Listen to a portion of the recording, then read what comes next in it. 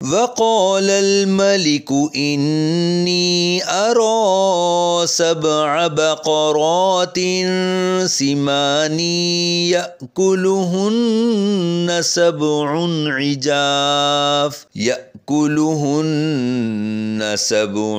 عجاف و7 سنبلات خضر وأخر يابسات یا ایہا الملأ افتونی فی رؤیای ان کنتم للرؤیا تعبرون قالوا اضغاث احلام وما نحن بتأویل الاحلام بعالمین وقال الذي نجا منهما وادكر بعد أمة أنا أنبئكم بتأويله فأرسلون۔ اور بادشاہ نے کہا میں نے خواب میں 7 موٹی گائیں دیکھیں جنہیں 7 دبلی پتلی گائیں کھا رہی ہیں،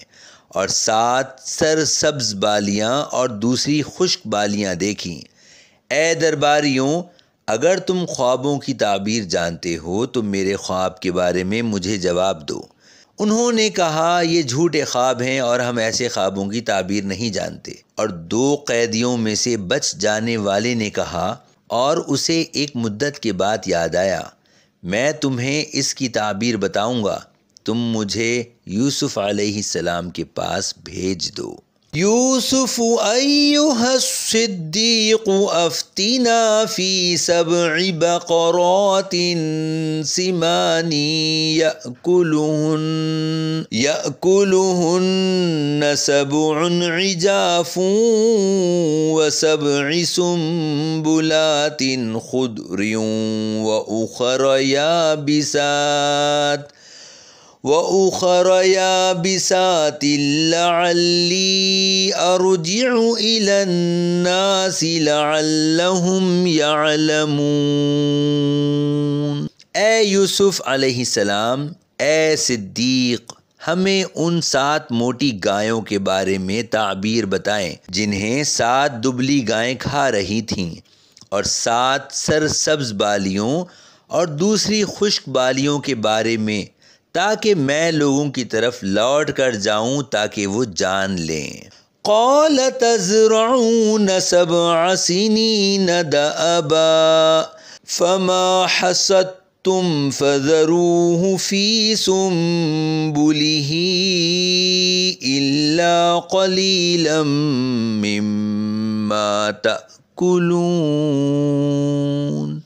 یوسف علیہ السلام نے فرمایا تم 7 سال تک لگاتار کھیتی باڑی کرو گے، تو تم جو کاٹ لو اسے اس کی بالی کے اندر ہی رہنے دو، سوائے اس تھوڑے سے غلے کے جو تم کھا لو۔